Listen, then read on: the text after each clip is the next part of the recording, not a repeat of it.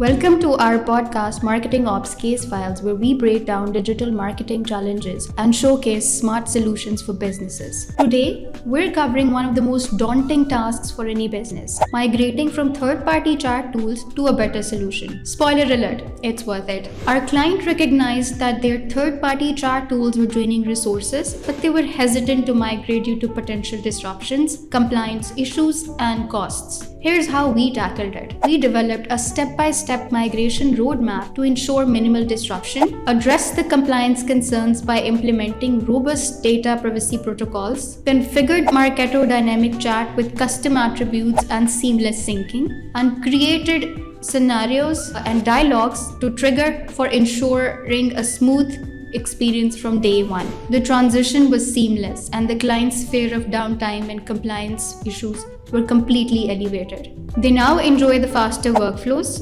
reduced costs, and an improved customer journey.